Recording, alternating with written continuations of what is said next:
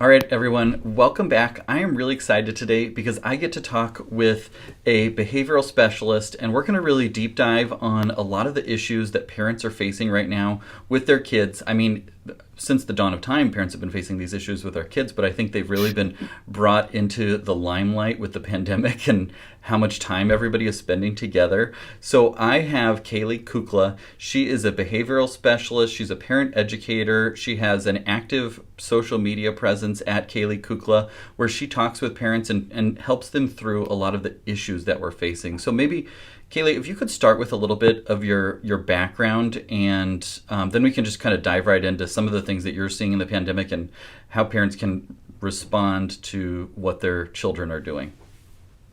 Yeah, well, thank you so much, Phil, for having me on today. And I've been in this field for 10 years. I started out really wanting to do early intervention, which is a federally funded state activated initiative to help kids with developmental delays 0 to age 3, right? So started out my career doing that, transitions into coaching families, and then I had my own kids. And what I quickly realized when I had my own children, how much harder this parenting gig is. Just taking care of babies. It's so much about me. Like, it's so much Right. about my stuff and my struggles. And so I started teaching these little classes, these developmental play classes for parents to bring their babies, mostly for me to get socialized with my little toddler at the time, Sure. my 14-month-old. So I've been doing that since 2016. Okay. And so for the past almost 5 years now, I guess. Time flies when you're having fun. And I started working a little more full-time January of last year, and then we all know what happened March of last year. And I Right. became a full-time stay-at-home mom again. And so the struggles I have seen, right, behaviors in children have intensified, and Mm-hmm.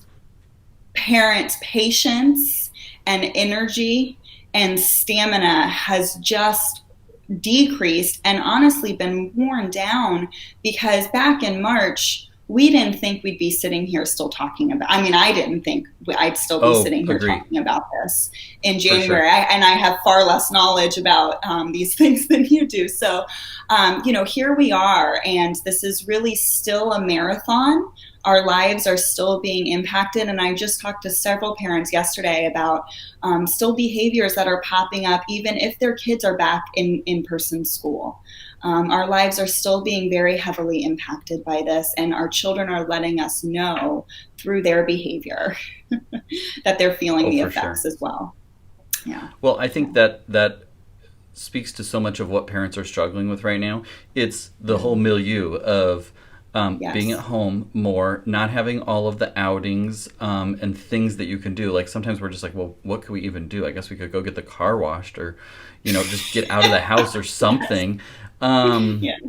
and Yeah. then So in true. addition to that, it's all the pandemic uncertainty and health concerns and financial concerns and work concerns. I mean, it just piles on, and you don't get the breaks that you may have gotten in the past, because like there's only so many places in the house to hide from your kids before they find And your you. kids know them all now. They Oh, found for you. sure. Yes, you have to like reinvent the hiding process, or put a bunch of like obstructions in, or just Yeah. let them watch more TV so that you can have like a few minutes of personal time.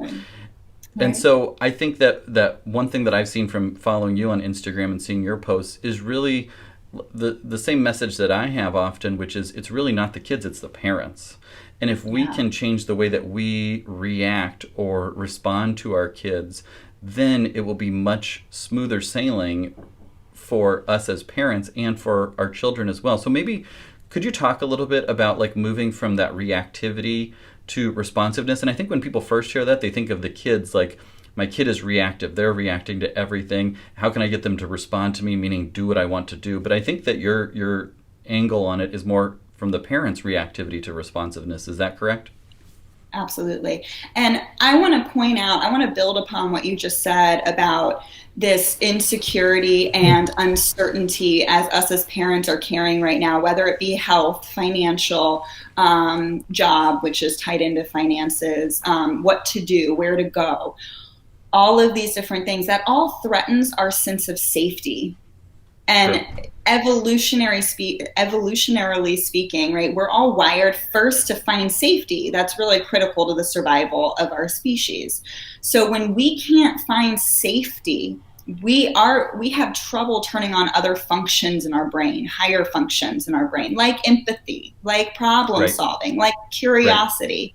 And these are all the tools. They're not gimmicks. These are tools and a way of doing life where if we can bring those into our interactions with not just our children, but really everybody, we become less reactive and more Sure. responsive. And so reactivity really is a lower level brain response to a perceived threat. Okay. And that sounds a little over dramatic, but really, if I'm a parent and I'm burned out and I'm feeling overwhelmed and overstimulated and the noise, right? I saw a post the other day. It was like, no one told me how loud parenting would be. Right. And I'm someone who really values quiet, right? Sure. So I get very overstimulated with all the noise. And if my child comes in and starts demanding things, I have a 3-year-old, I have a 3 and a 6-year-old, 2 boys. Mm-hmm. Mm-hmm. Um, my 3-year-old has one volume that is up all the time. So if my little 3-year-old walks in and starts demanding things, that feels like a threat to Right. my peace and quiet. So I Sure. might get really reactive. Hey, where are your manners? Snack time's over, no more snacks or whatever. Like that's the reactivity that we go to without even really realizing it. Oh, for When sure. I talk to parents, they say, I don't want to yell at my kids anymore. I don't want Right. to, I don't want to be the mean mom or the mean dad anymore. And then they wake Mm-hmm. up with the best intentions and they fall into this cycle of reacting. So what I Totally. really work with parents is just slowing down. If we just slow down the interactions, and what I mean is first you got to turn off that alarm system. Your kid walks into a room and demands a snack. There's no real urgency there, right? There's no Sure. real emergency there. It's not an emergency that your kid wants a snack. I mean, Right. right? They're not starving. Right. And so if we first stop and tell ourselves this, and it sounds silly, but I swear I had to do this so much, especially as a new mom with a toddler and an infant, right? This is not an emergency. Everyone is safe. Then all of a sudden I'm turning that place off in my brain and I can access those higher functions that are empathy, that are problem solving, that are curiosity. So that would sound like, oh, you want another snack? You finished your first one already? Right. What time is it? Wow, we're getting really close to dinner. I can start making dinner instead. That's responsiveness. Gotcha. Rather than like snipping and biting, like you just had a snack. Why do you need another Right. snack? We're gonna eat dinner in just a little bit, pipe down sort of Yeah. thing. Which I Yeah. definitely I really like how you frame that with the idea of safety. And I think Yeah. that the instinct is, well, of course we're safe. We're in our house, we have all of the things, but it's more of a safety of like persevering in who you are, and that is a threat to that. And maybe you often yell, and so you perceive like he's turning on this, he's going to cause me to Exactly. then do something that's going to make me feel unsafe because I'm not going to have control and I'm going to yell or those sorts of things. And I can just picture that like one of our kids is often the one that's the instigator of the problems, and Right. like starting more annoyances with others. And so I tend to react more to him because I don't want the whole balance to get upset and everybody to go off the handle. So I perceive his little behaviors or things where it's clear that he's trying to annoy as a threat to the safety of maintaining order. It's not a threat to my physical safety, but Right. the emotional state of the house. Exactly. The emotional safety. Emotional safety is a real thing. We have a lot of science to back that up. And this we all have different perceptions of what we need for that emotional safety. And once I started framing my wants and needs as an individual into that, this is what I need to feel as safe as possible, right? Or this is not an emergency. My children's constant demands don't warrant such an urgent response. I allowed myself more buffer time. And more buffer time allows me to think a little bit more. And then once I can think and process more, that's when then I can show up to my children in a more thoughtful, calm way. Now, is this always easy? I mean, you talked about physical safety during a pandemic when, you know, things like going to the grocery store don't really feel safe. Sure. Maybe now they feel safer. I don't know. It depends where you live, right? But now we have to do like a risk analysis on running errons. Or playing outside with the neighbors, or like, you know, who's getting too close. Like, it's just constantly on surveillance mode of like, are we getting too close? And then it's the question of, do I need to intervene, or am I going to look like a crazy person for saying, you know, give us a couple of feet? Like, there's just so much mental exhaustion that comes with everything with the pandemic. Exactly. That exhaustion is real. And that exhaustion, you know, to new parents, sleep deprived parents, I mean, you know, parenting is a total human experience, right? It wears us down mentally, physically, spiritually, if we don't give ourselves that buffer time. So there is a lot of truth in some physical safety, but really this emotional safety and finding that buffer for ourselves, paying attention to our actual wants and needs, like the oxygen mask analogy, right? So we can fulfill our wants and needs, so then we can fully show up for our kids and help them figure out what they want and what they need. So it sounds like the thing to do, first and foremost, is to slow down and to try and build that buffer time in before you say anything or do anything, is just to realize that these aren't emergencies. And that if we can have a pause before we say or do or try and coax or anything, then we'll be in a better place to show up for our child in the way that they need, rather than the way that we're just trying to diffuse the unsafe feeling. Yeah. Phil, it's a beautiful summary of it. Yes, absolutely, 110%. I think Dr. Dan Siegel and Dr. Tina Payne-Bryson in their, I think it was The Whole Brain Child, he's quoted to say, your power to respond is in the pause. And that is so hard and I'm, you know, coming from a long line of anxious people, and I do have a lot of anxiety symptoms and tendencies, and we are just on high alert. Anxiety is just this chronic state of living in this high alert, scanning for threats all the time, jumping to the worst case scenario and replaying those scenarios, right? So interrupting that and explicitly reminding yourself, this is not an emergency. I don't need to respond to this right away. And it's so interesting. And the visual I use for parents is if you go back and you watch Mr. Rogers episodes, Mr. Rogers got a lot of flack, a lot of criticism for having a lot of dead air time.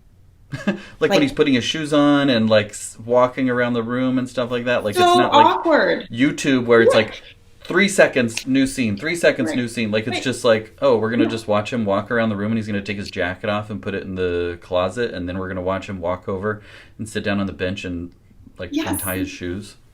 And he asks questions and so and just lets it hang out there, and you can count. Like, if you want an exercise, if you're a really concrete numbers person, you know, count the seconds between Mr. Rogers' question and then however he chooses to respond. It is so long, and to us it's awkward.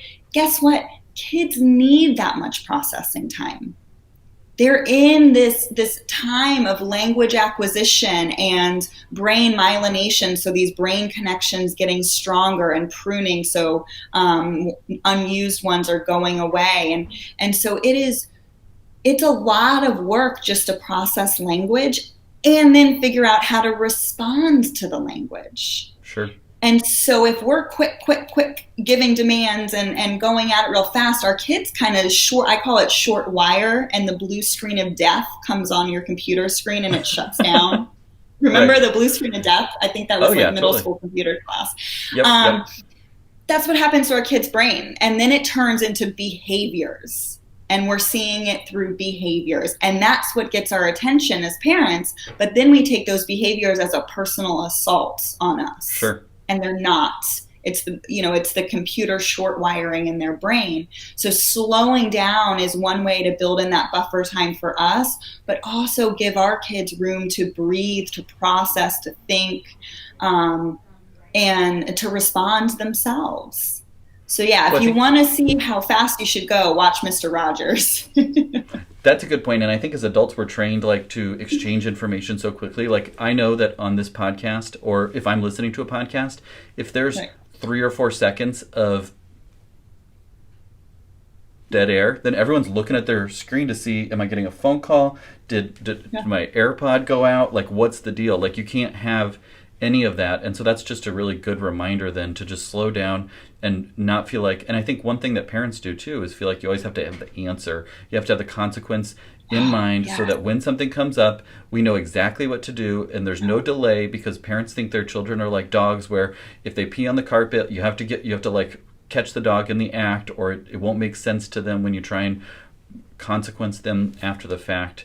So slowing down sounds like just such good advice, and I like that, thinking back about Mr. Rogers, because we do sometimes watch those with the kids, and it is such a different speed than SpongeBob, where it's just like constantly new stimulation.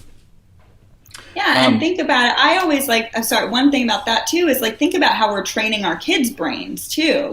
Kids learn through modeling and co-regulation first. So right, if we're training them to, and we're in this reactive state, we're then training this reactive state, and everything else in this world is training them to be that fast pace. And think about feeling rushed doesn't feel safe. right, Right. Usually when we're rushed, when we're late for something, I'm pretty irritable. I'll own this. I do not like being late. So I start same. getting my patience with my kids, right, starts going way down if we're running late. So this idea of not being so fast, because it creates this feeling of being rushed, which also creates a sense of urgency, irritability, and reactivity. It all links together. Yeah.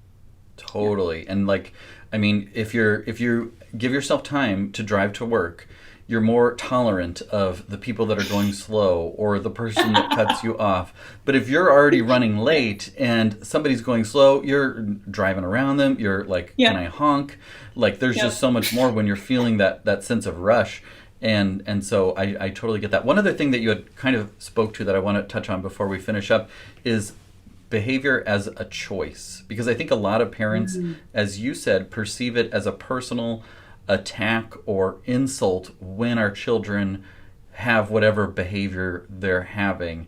But from what I've seen that you've written on your Instagram and from our conversation, it sounds like the behavior is the consequence of where we're at, rather than a choice to piss the parent off.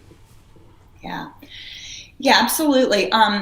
In my, starting in middle school, I started taking speech and debate and journalism classes, and that was my first passion. And we learn that 90% of communication is nonverbal. So it's our prosody, the speed at which we speak, our inflection, tone of voice, word choice. Those are considered nonverbal, right? Even word choice. Yep. And behavior, body language. So when we look at little children who are in the throes of this amazing, incredible, rapid brain development, especially in the first 3 years of life, but certainly in the first 20 something years of life, we see these incredible leaps in brain development.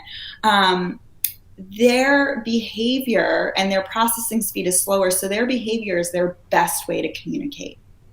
Sure. And because they often, think about, and the analogy I like to use is when kids start speaking sassy to parents. Typically we see this around age 4.5, 5, 6. you're so mean, Mom. You never let me, do what I want. You can't come to my birthday party, the birthday party. Like they start hurling out these insults, right? And it feels so personal. How could you call me mean? I do everything Right. for you. You're so ungrateful, right? We're turning it into this really personal assault on us. And I'm like, think about it this way.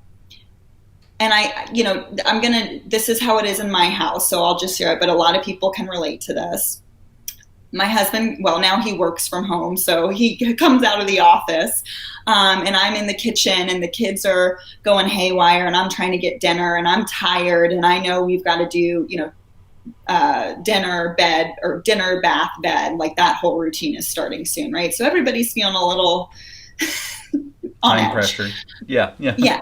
And I start saying, could you just help with the kids? You never help. I'm always the one doing this stuff. Why am I always the one thinking of what's for dinner? Why is this my responsibility? And he goes, well, that's not true. I brought home dinner last night. I got takeout, or I ordered food, and then I bathed the kids. And then it turns into this tit for tat. Right. What I'm really I'm speaking in absolutes. Absolutes are a signal that we're in our emotional brain, not our rational brain, right? Okay. So, but what I'm really trying to communicate is I have so much to do. I'm feeling so overwhelmed. I need help. Mm-hmm. But that's not what comes out. Right. And I have a fully functioning, well, I'd like to think it's fully functioning. It's fully developed. I've got over 30 years of experience using it. My kids, my 3 and my 6-year-olds, when they start throwing a tantrum, when they throw something, when they smack their brother because he's taken his stuff, that is coming from a very, very impulsive place in the brain. They're not pausing and thinking, if I hit my brother, it could hurt him. But, I don't care that it hurts him. I'll get my truck back. Right. That's not a thought. It's this quick impulse in the brain. I want my truck back. Bam. And then snatch it and run. Right? So when we can look at it as he wanted his truck back, that's why he hit. And it's my job to teach him what to do instead. Not punish away the non-desirable behavior, but highlight, teach, and empower him with helpful behavior. Then the dynamics shift. Perfect. Yes, totally. And that's something that I talk to parents about too, is, like they talk about, well, they're such jerks after school, and they're so good at school, and then they're terrible at home. Well, after a long day, I'm usually not like at my most patient and calm with anybody either. And so it's perhaps not a reflection on that he loves his teacher and hates you. It's just the time of day that we're getting, and we know that they're most comfortable and most real and with the people that they love and that they're closest to. So it's probably not that he hates you and loves his teacher. It's probably that he feels most comfortable with you, and he's really tired and hungry, and it's been a long day, and somebody took his truck at school and he held it together then. Like, there's a lot of different pieces going on. So there's a term for that. It's called Restraint Collapse. And they've been restraining themselves all day. So you think of, I love to work out. I told you I'm flush in the face because I just came home from the gym. And when you work your muscles to exhaustion, right, fatigue, you work to failure. That's what it's called. I can't do one more rep. I drop the weight.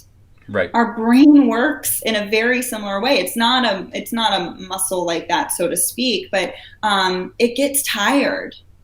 Think about when you're exhausted and you get brain fog and you are more reactive, right? It gets tired. So these kids have held it together all day, and then they get tired. They've got this fatigue. And then the other piece of that is think about you're their safe place.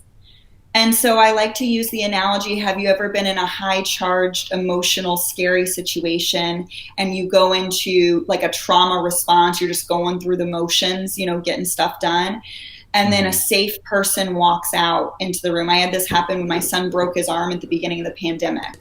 And I went into mama bear mode, got him in the car, knew we had to go to the hospital, gave him some pain reliever on our way there, like did all this stuff, made the phone calls.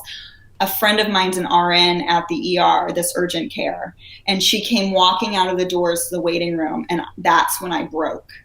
Sure. Right? That's when I started crying. I was just so Right. relieved. And I said, but she was my safe person. I held it all together when I needed to. And then I got into my safe person zone. And that's when I felt safe enough to share my vulnerability. And it's a beautiful thing. If we think about it that way, it makes Right. it no less exhausting when we deal with it after school every day. True. So connection, this is what I tell parents, is the first few minutes when you get in the car with your kids, parents want to connect through questions. Questions actually can lead to defensiveness. Why Sure. are you giving me the third degree? Why are you grilling me? So Right. quiet, touch, full presence, eye contact, and a little bit of playfulness go a long way when you get in the car and then transition into the house with your kiddos. Love it. That's such good advice.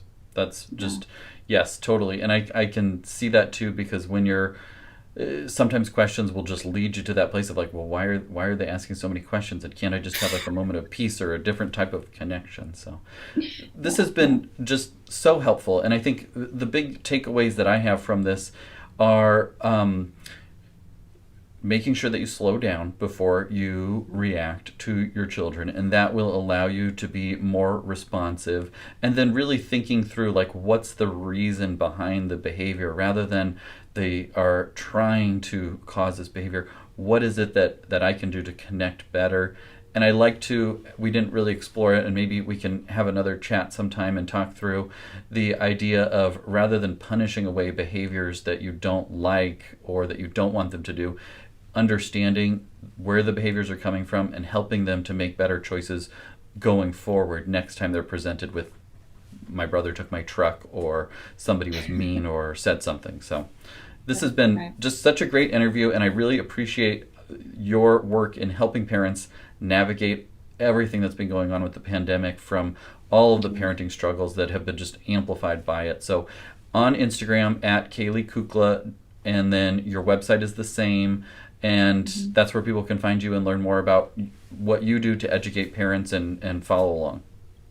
Yes, Phil. And on my website, I have some free tools. My big thing that I want to focus on in 2021 is this idea of mindset shifts and really helping parents, because, right, so much of what we can do is internal in the house. That's where we're at. I'm trying to meet people where they are.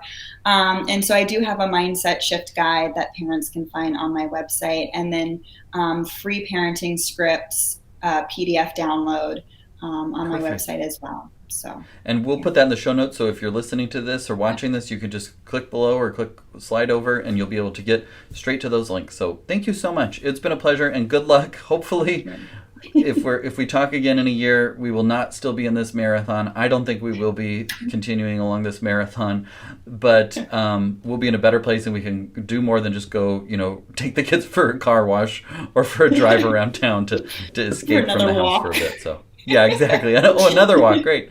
Yeah, awesome. All right, Phil. Well, thank you so much. Take care. You bet. Take care. Bye-bye. Bye. Thanks for watching. I create lots of content. I love connecting with my audience over video and audio. So if you want to catch all the videos that I put out, hit the subscribe button so that you don't miss another episode. Hit the thumbs up button. Share with a friend. And if you have a question that you'd like me to cover, you can just text me. It's 402-256-0768. And if you'd like to watch another video, there you go. Keep up the good work and have a good day.